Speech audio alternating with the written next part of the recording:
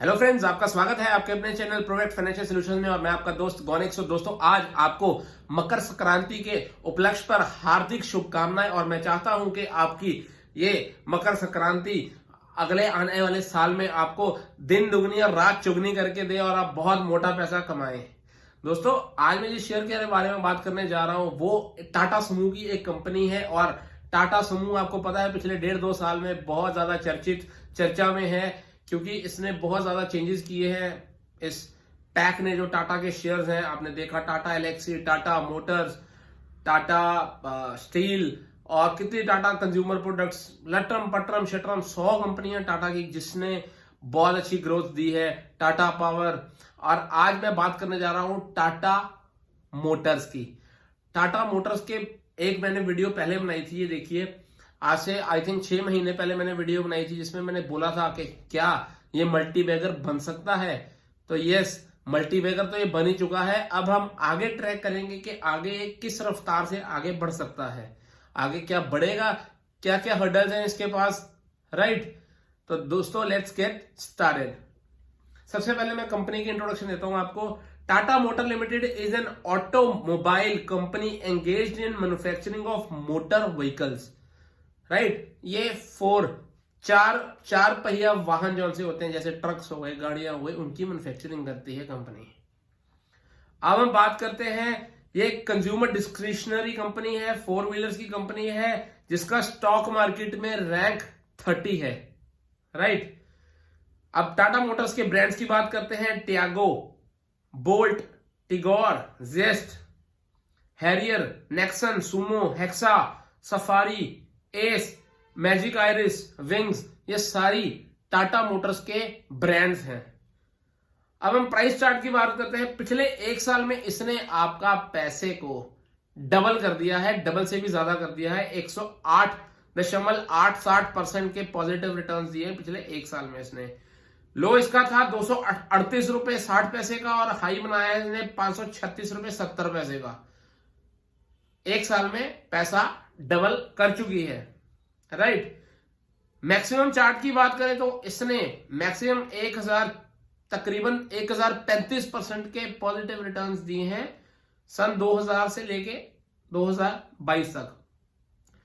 लो इसका रहा है 11 रुपए 3 पैसे का और हाई रहा है 612 रुपए 40 पैसे का, जो कि बना था आई थिंक 2016-17 के आसपास। उसके बाद इसके अंदर बहुत तगड़ी फॉल आई थी। लॉकडाउन में ये शेयर 60-61 रुपए का मिला था क्लाइंट्स को और वहां से ये आप देखिए लॉकडाउन से ये 8-9-10 गुना बढ़ चुका है शेयर ये, ठीक है जी।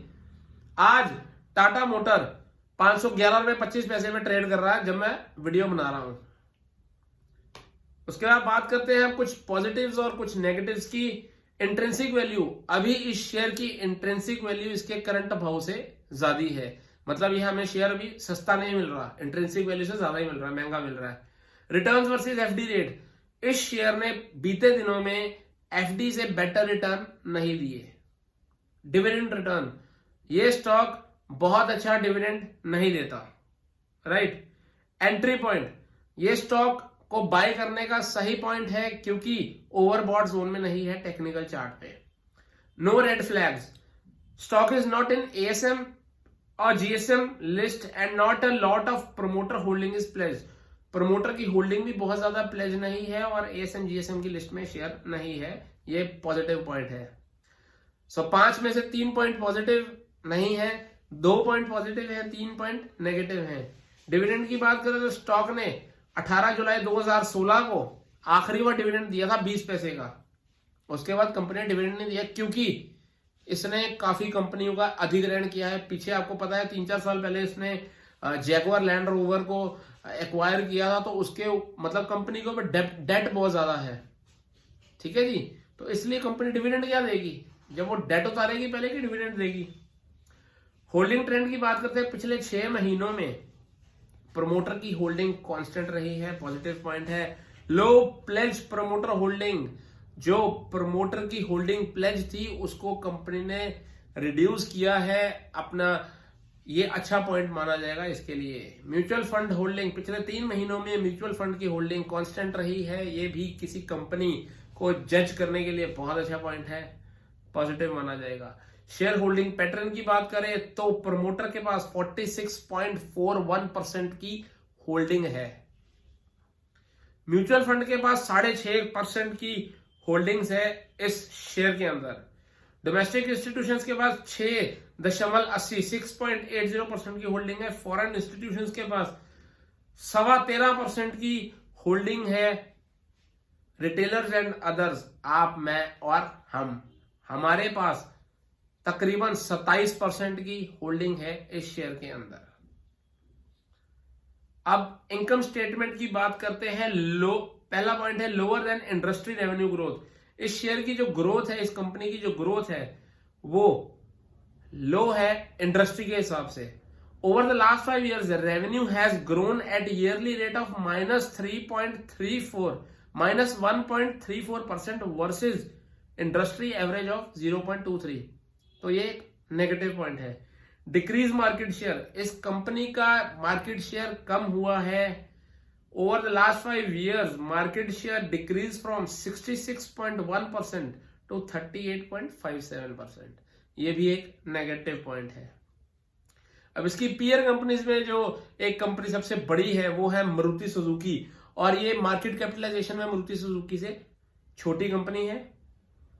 और अगर पी रेशो की बात करें तो पी रेशो में -13.61 आ रही है, क्योंकि कंपनी पे कर्जा है। आपको पता है डेट में चल रही है ये कंपनी। वेयर एज मारुति की 55.59 है पी रेशो। पीबी रेशो की बात करें, प्राइस टू बुक रेशो की, तो ये मारुति से सस्ती मिल रही है पीबी रेशो के कंपैरिजन में।